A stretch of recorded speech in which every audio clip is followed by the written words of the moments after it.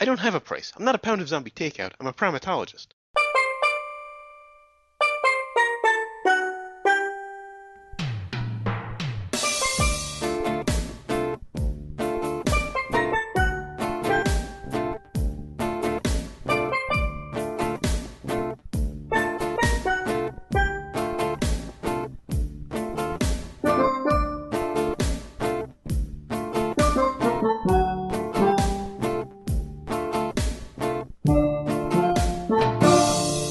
What's up? Welcome to episode 221 of Zombie Take, Zombie Takeout. the B-Movie and Cult Movie Podcast. I'm Uncle John. And I'm Scotto. And before we get to this week's movie, got a little bit of news. This is ultimately from coming soon, but via IO9 Morning Spoilers. It's just a short thing on Independence Day 2. Fox has moved the release date to June 24th, 2016, which means that it's now competing directly with the Universal Mummy reboot. Also, that's further away from July 4th than the original date of July 1st. Now, this isn't really much information, except I wanted to point out it's competing with the Another Mummy reboot. reboot. We have the sequel for Independence Day 20 years later, and the Mummy reboot at the same time. What are movies no one wanted, Alex, for 200? Looks like 2015 is going to be an incredible year, and then 2016 is going to be this. Oh, those are talking about 2016. Huh? Yes, summer of 2016, they're both being released. Well, for the Star Wars movies, they're not doing Lucas's 3-year rule, right? They're going to be putting out one every year. I don't know. They might do alternate years for the trilogy and then put the standalones in the middle. That would confuse people, I think. But I don't recall what the release plan is for that. Right. I think they are planning pretty much like a Marvel, instead of a Marvel movie, it's a Star Wars movie. Yeah, they're going to flood, and there will be a Star Wars movie of some sort in 2016, most likely. Most Probably likely, yeah. around Christmas. That's where they're starting, so that's probably where they're going to hit every year. Going for that Oscar bait, huh? Oscar bait also, it's cold outside, so people tend to go into the theaters.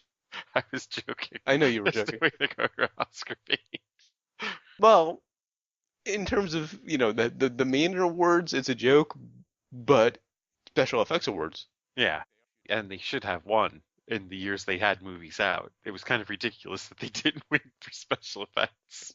And I mean, the seal has been broken. Inception was up for Best Picture, so we've had a science fiction film nominated for Best Picture. Wow, you think we really could see a Star Wars film actually take the Best Picture? One has been nominated, Episode 4. Oh, it was? Okay. Episode 4 was up for Best Picture, then Oh. lost out to Annie Hall, infamously. It's a pipe dream, but I would like to see it. And I'm hopeful, given that Inception has broken that streak of no science fiction. Never know.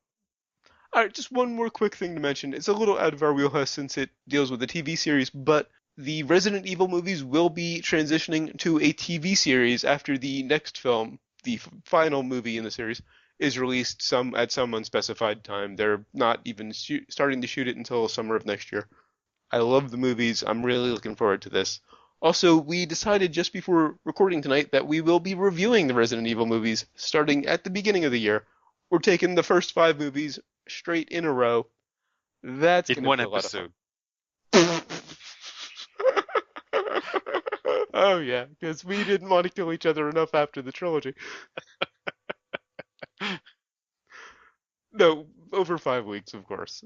Yes. So it'll be, a month and change of Resident Evil movies. Yeah, it'll get interesting. Because you've never seen them, right? No. I love them, but for all the wrong reasons. So stay tuned for that. All right, so on to this week's movie, which is from 1995, Congo, and of course the impromptu plot summary, sponsored by Needless Accents. When you absolutely positively need to go that extra step to show off your acting ability, try a Needless Accent. It has to work eventually. And also brought to you by Accents in General. Once you use one, you really need to stick with it throughout the movie. One accent per film is generally the recommended dose. All right. Wow. So, could be. We thought we saw convoluted for Ricochet, but really, this doesn't go as far as plans, but plots. And actually, this one we're reviewing for similar reasons as Ricochet. Yeah. It was a movie we had high hopes for that was sorely disappointing. Continue. Right. So, let me see if I can explain this clearly. Mm. We have a group of scientists who were out there in the field in the Congo, who were finding some diamonds to source their laser. I'm using the quotes as I say. And the that Dr. Evil first. voice. Right. And they wind up getting killed just as they find these diamonds. It looks like by some crazy ape-like thing. Mm-hmm. So, what this big corporation that had sent them out there sends another scientist out to find them. And not just an expedition of her own, but he wants her to commandeer somebody else's expedition who just happens to be going out there. No one's specific, just find someone who's on their way out there and go. So they do. They find another scientist who is working in the field of apes or gorillas. Sorry. Well, primates in general. He's a primatologist. Yeah, primates in general. But he's working with a gorilla at the moment. He's training this gorilla in sign language, and neat little breakthrough of a translator, to make it give the appearance of the gorilla the ability of speech almost. As it signs, the computer voice says what it's signing. Sure. So they are funded by I guess you could call him a fortune hunter, and although he doesn't really have the money to get them out there, so I'm not sure what that plan was going to entail. And an aspiring fortune hunter. Yes, an aspiring fortune hunter who has failed in his attempts to find this elusive fortune, the same diamonds that said scientists were looking for at the beginning of the film. So, you got all this. Of course, the people that don't have the money get commandeered by the big corporation scientists' money, and they go out together, even though they keep complaining about going out together, and they get lost kind of in the Congo after like some political infighting and some other racial stereotypes are thrown our way. And most of the movie getting to the interesting stuff. Right. They finally get to the source of the diamonds, which also happens to be right near where the gorilla is from. And hilarity. Well, it turns out what had killed the original crew were apes or gorillas that were trained by the ancients to be nasty killer gorillas, pretty much the same breeding of dogs, right. When they can breed nastiness into them. And so what many people describe as the plot to this movie as them finding this race of killer gorillas and fighting them was really only about 15 minutes of the plot, actually. Because once they're fighting the gorillas in this one scene, or these few scenes, last 20 minutes of the film, a volcano erupts, and then they're dealing with that. Hilarity ensues. Now, I'm just glancing through my notes as you were going into the plot summary, and I noticed that I have possibly the biggest understatement I have ever made. Quote unquote, from my notes, Curry's accent is a bit ridiculous. Yes.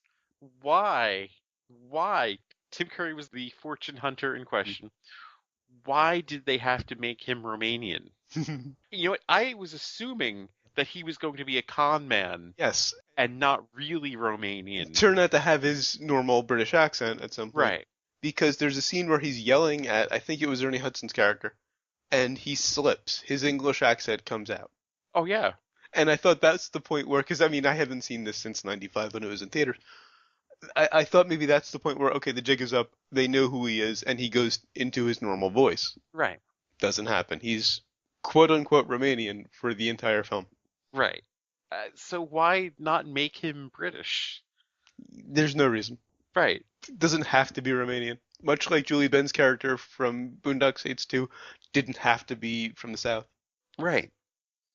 I think there's people that mistake uh, being from a region as being a character in general. Yes. So, he's Eastern European. That's his character. Yes. Like, it doesn't And work. there was a lot of that. The two guys were scientists. That's their Yes, character. that was their character. They were scientists. And I really didn't like them. And you know what? And the more I thought about it, at first I was like, I didn't like their performance. No, their performance was fine. I just didn't like them. Really, I was kind of ambivalent about them. Much like most of the film, I just Well, didn't yeah, really pay a lot exactly. of attention. They were there, but they needed to be more than just there because well, I mean, one of them was the lead. Yeah, yeah. Dylan Walsh, He's, yeah. yeah. So he had to be more than just there. Mhm. But the problem is, his character was nothing. Like, there was nothing he could do with that. He was a scientist, a nice guy, earnest, and that was pretty much it. And yes, for the Night Vale fans, he's a scientist. He loves gorillas, but had no problem with them fucking wasting the room of gorillas. Yeah, who were about to kill them. Which I Right. guess, when your life is in danger, it does change your ethics a little bit. And did he seem like he was acting like his life was in danger at any point in that? No, no. No. He stood there, he lied there. Even when he was in the the greatest peril, his thing was just to sit there. Mhm. And I think it does speak to the performance more so than the character. There's nothing to do. Yeah, true. If there's nothing in the script for him to do, what's he supposed to do with that as an actor? But there was something in the script for the other scientist to do, and it irritated me the entire time. He Oh, yeah. he was playing this friends growing apart angle, Yeah. which was just annoying. It didn't belong. Yeah. Yeah. It was out. I Mhm. mean, I could see maybe he was trying to add something to make some Yeah, form of drama into this movie. right. Because really, that is the problem with this movie. There is absolutely no drama whatsoever in this movie. To me, the most compelling part of the film is Amy's story, the gorilla. The most compelling part is how long can they keep those fucking accents going? That was it. That really was it. That is what I have in my notes. Like, what I'm wondering, how long can they keep an accent going for 15 straight minutes? Yeah. And the answer was no, No, honestly. no. But Amy's story, she was raised in captivity, learned to sign, then she was brought to Africa. They show that she doesn't know how to communicate with other gorillas. And then, little by little, she is taken in by them, and eventually she ends up staying. That was a nice story. The problem with that is, though, would a gorilla in captivity really survive in the wild? Well, that's why they showed her, meeting with those other gorillas very tentatively in that one scene. Yeah. They were taking her in and showing her how to become what she already was, effectively. Yeah. Would that really work, though? Could you take I don't an know. animal, raise it in captivity, and then just release it out into the wild? I don't know. I was just grasping at straws for something interesting to watch in this film. And that was it for me. Now, just rolling back to I think what is the most disappointing thing about the film. Oh, there's so many disappointment things. I mean, But I think back in '95, the thing that was disappointing. Tim Curry, Bruce Campbell, in the same movie. Joey Pants is even in the movie. right. And it's still this bad. Bruce has a cameo, which was actually slightly larger than I thought it was. I remembered him having one scene, he has maybe two or three. The odd thing was, this was before Scream did like the stunt, Yeah, of making it look like someone else was starring in it yeah, the and Drew then killing them Barrymore scene off. at the beginning, right? That's what I immediately thought of when I saw this, and I just assumed Scream came before this. Nope. But yeah, I don't even think they realized Bruce Campbell who he is, No, honestly. no. They had no idea he was a random actor who they gave a small role to. Incidentally, he auditioned for the role of Dr. Peter Elliot, Right. the Think of how much scientist. better this movie would have God, been yeah. if he had taken Dylan Walsh's character. Strikes me he might be a bit old for the role, Oh, yeah. but probably only because I saw Dylan Walsh in the role and he's a lot younger. Yeah. Because Campbell would have found something to have done. Mhm. Yeah. Now, the only person who really saved this movie from me wanting to find Frank Marshall and doing something nasty to his house, Yeah. because really he is to blame for a lot of this. Mhm. The person that makes this, that puts some brains on the board for this, Okay, I'm without very doubt, interested. Ernie Hudson, of course. Yeah, he was his usual decent. He was solid. He was into this completely. He I mean, committed. his accent, was shaky. Hmm You I know, didn't even realize he was doing an accent until you mentioned it before that's the show. really sad. But yes, he was shaky in his accent, but he wasn't doing it as heavily, Mhm. so it was a bit more forgivable that he was shaky with it. Yeah. Not unlike Tim Curry, who was Wow. just like, I'm from Eastern Europe. Like he was doing his Balky impression or something. But yeah, Ernie Hudson, I think carried this as much as he could. And speaking of Hudson, and something really unbelievable with regard to the gorilla, Amy, there's a scene when they're on the plane and Amy's kind of getting up in his face when Yeah. they find out that he double crossed them or led them to believe something that wasn't true. He takes a cigar and puts it in Amy's mouth, and Amy just kind of chills out, then Yeah. smokes the cigar. Yeah. Skydiving with a gorilla. Wonder how that would work. And before this scene, they were kind of yelling, and it got very heated. And first off, in that scene, Amy would either get sick or get violent. That's what animals do. Yeah. So the fact that she just kind of calmly walked over and tried to intimidate him was unrealistic. But then the cigar just was the capper. Yeah. Well, I mean, when you say Ernie Hudson, of course, the performance I think of outside of this would be Ghostbusters, where he was the guy who was, just, I can't believe this shit is happening. It was the audience perspective. Right. Whereas here, he is, kind of the suave, sophisticated Yeah. guide And Gunrunner. Virgilian, role, to this movie where he takes them to. And speaking of where they're going, couldn't Crichton have come up with a better word than zinge? Sounds like something Blizzard rejected for an island in World of Warcraft. And I checked, it isn't a real place. It's a fictional place that Crichton came up with. Incidentally, this is based on a Michael Crichton novel. I thought zinge was something when you yank down somebody's sweatpants in gym class. No? So Crichton has done this and Jurassic Park. And this was just a few years after Jurassic Park, so they were expecting... He's kind of big. He's supposedly good. They Crichton, were I'm talking about. expecting this to be huge. Because Jurassic Park had Spielberg. This had Frank Marshall. Yeah. Incidentally, I looked up Marshall's IMDb page. Of course, I had to too. Like, what else has this guy done? Not And the much answer as a is director. He did Arachnophobia, which I have issues with, of course, but a lot of people like. His producer credits are far more interesting. Oh yeah, he's produced like over 100 movies. And there's a lot things. of good on there. He's done a lot of the Studio Ghibli stuff, and there's other good stuff. And then I saw Last Airbender. So his production credits are kind of all over the map. Not a lot in terms of directing for obvious reasons. Although this movie did have something I don't think I've ever seen in a film before. Probably, and this is probably more down to Crichton. I'm sure it was in the book. There was a hippo attack.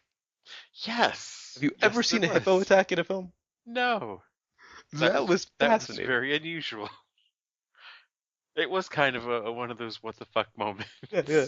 It was a very rare what the fuck moment, honestly, because most of this was just, okay, we know, Yeah. We know everything already. They're on a couple of rafts crossing this little river, and you see something in the water kind of bobbing up and down, but you can't really tell what it is. I am sure, like you, assumed it was an alligator Yeah, or a croc or whatever is in that part of the something. world. Yeah. I think it's crocs in that part of the world. It turns out it's a hippo. Completely caught me off guard. And that was one of the very few moments where it was just kind of like, "Whoa, I didn't see that coming," kind of thing. But you knew they were going to get attacked by something. You just didn't know what it was.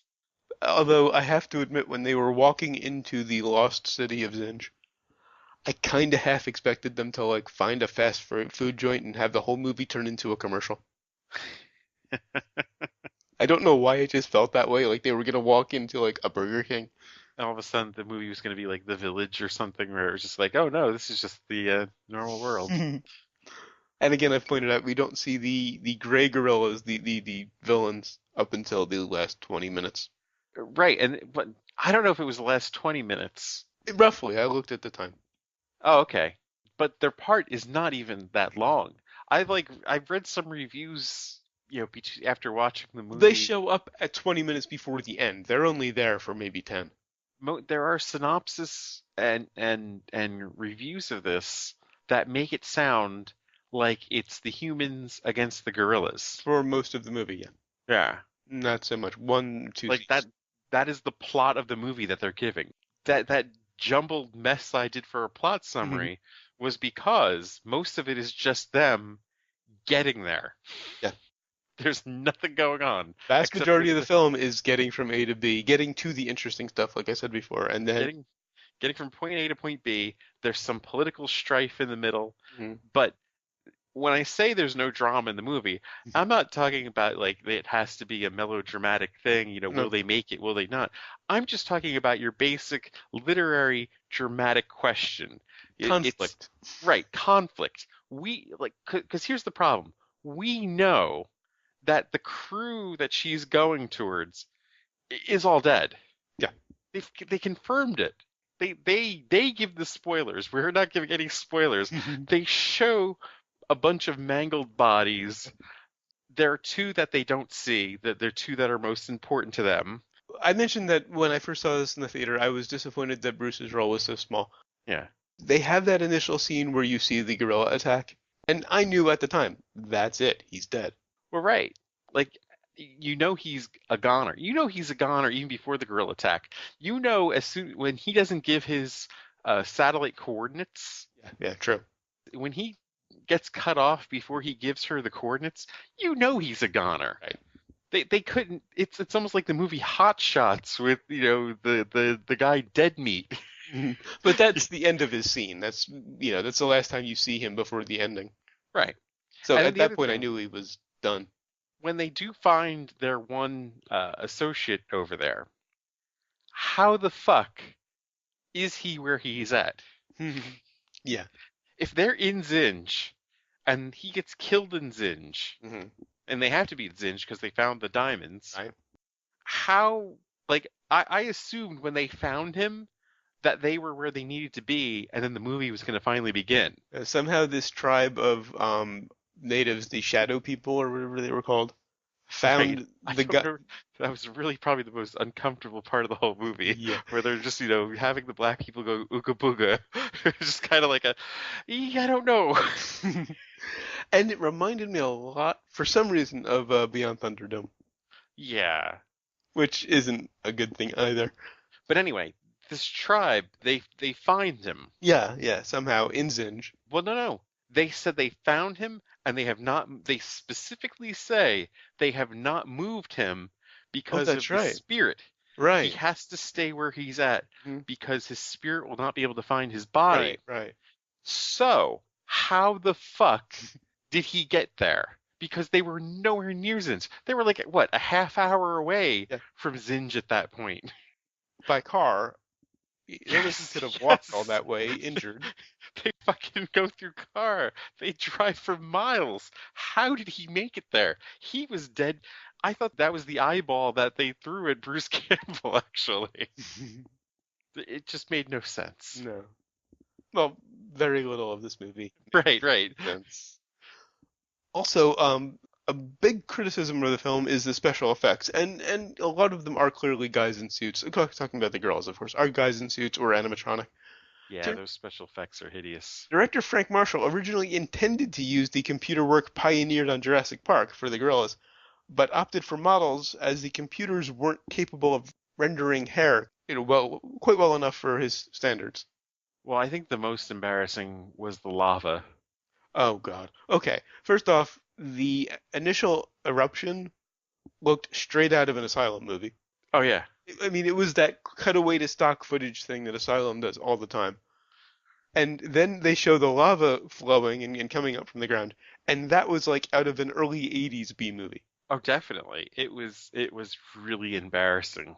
That was just kind of like the, ooh, that was just high in cringe factor. Yeah.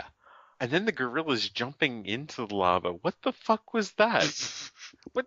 And seriously, uh, Crichton should know this. That animals know when a natural disaster is Yes. going to occur before us. Hmm. When that volcano is going to launch, they would all get the fuck out of there, Right. and the humans would be sitting there going, "What's going on? We better follow them." And even if they didn't make it out, everything has a survival instinct. No one is going towards the hot thing. Right, right. Animals They even commit more so than humans. suicide. Animals don't kill themselves. What the Oh. fuck? Not in mass droves like that. Although I do have to give them credit for observing Chekhov's laser. Chekhov's laser.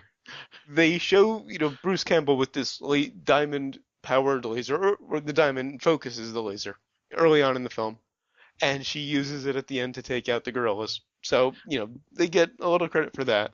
Only if Campbell was one-handed and mounted the laser on the stump, Yeah. then they would have gotten credit for that. Well, at least they observed it. Although A little, I am deliberately not nitpicking any of the laser stuff. a little who's laughing now, I mean, She takes a hand-powered, a handgun laser, effectively, and shoots a satellite. Not even gonna bother. it could punch a hole in the moon. Oh my god. Think I'm done with my notes. I think I have too. I just and I think this goes with your cigar smoking gorilla. Yeah. They give the gorilla a martini. Yeah, she requests a martini, actually. Now, no problem there, I think. Mm-hmm. The swizzle stick, however, Yeah. what do you think a gorilla would do if you handed them a drink with the swizzle stick in it? With food on the swizzle stick Yeah, either in the eat form the of olives. stick or put out its eye or something. Yeah. Choke on it. Yeah. Probably try to eat it and joke, yeah. Right, they would drink down the drink and then wind up choking on the swizzle stick. Yeah. It's just insane the way that they're treating animals like people, and yet the natives not so much. Yeah, no. So it was a very weird script too. And I would love to know if that's Crichton or Marshall. Or the screenwriters in between. I'd have to imagine it was Crichton. Yeah, probably. I tend to agree. Like Crichton, writing about the tribe, and I mean, who knows about the swizzle stick, of course, but the general, treating the gorilla as a human, as a fellow human that can talk and stuff and have opinions of people. Mhm. I think that's Crichton. Yeah. All right, so no sequels God, or no. remakes. Hopefully there will God. never be a remake. Ah, I don't really think there's a way to do this right. it's a genre that's been long dead, Yeah, and for good reason. deservedly so. Yeah. All right, so on to Brains. On to Brains. This one, honestly, for me, was right down the middle. It wasn't particularly bad. It wasn't particularly good. The things that were particularly bad were balanced by some good. So I'm going 2.5. Yeah, I'm right there with you. I'm giving this 2 brains for Ernie Hudson alone, and I'm giving it half a brain for the one scene where Tim Curry was improving that general. Yeah. I think the general went off script there. When he told him to stop eating the cake. Yes. Yeah, that was a good scene. That was fucking hilarious. And I doubt that was in the script. No. Maybe it could be. I could be wrong. But I think that just because it contradicted what he said in the first place. Right. And Curry rolled with it. And that was the only time that Curry's talents were actually used in this film. Other than that, this was just the paycheck sticking out of the back pocket. All right, so what have we learned? Lava isn't nearly as hot as I thought it was. And I learned that gadgets have features. All right, so until next time when we'll be reviewing Mano's Hands of Fate, and not the MST3K version, the actual original film. Oh, yeah. This, like I said before about the Resident Evil movies, this is gonna be interesting, because I've seen, not of course the MST3K version, but I have tried to watch the actual film once or twice. The difference, though, is no one was expecting that movie to be a blockbuster like this one was. Yeah. So much talent, so much waste. That one, I'm guessing not so much talent. Not so much, no. Well, you've seen the Misty version, right? No. Oh, you haven't even seen Misty. Oh. Yeah, so I'm going into this blind. It's going to be awesome. Oh, this is going to be good. Yes. Until then, go to zombietakeout.com, check out the album art, the episode description, of course the episode itself, which you're already listening to. Unless I destroy my computer in a fit of rage. Links to find us on Facebook, Twitter, Google+, and YouTube. Links to subscribe via RSS and iTunes. Please leave us a rating and a review on iTunes. We'd really appreciate it. You can also find the movie list, every movie we've reviewed so far, and every movie we're going to review, up through currently the end of the year, but as I mentioned, beginning of the year, 5 weeks of Resident Evil. What is our Christmas movie to be determined, I think? Well, yes, Christmas is TBD at the moment. So we need to find another good Christmas movie, or we're doing the Silent Night, Deadly Night sequel. I hope not. You also find the request form. If you've got a movie you'd like to hear us review, please leave it on the request form. Also, if you've got a good Christmas movie that will save us from Silent Night, Deadly Night 2, please leave it on the request form. You also find the recommendations list. This never had a diamond's chance in Zinj. John. Couldn't resist. Of course, you can email us, zombietakeout@gmail.com, or leave us a voicemail at 414-368-ZTO1, or for the alphanumerically challenged, you can just sign it into your phone. 414-368-9861. Numbers. Of course, always remember that you'll always be calling from the middle of Milwaukee, and until next time, always remember, never forget, wherever you go in life, there you are. You sons of bitches ruined the world.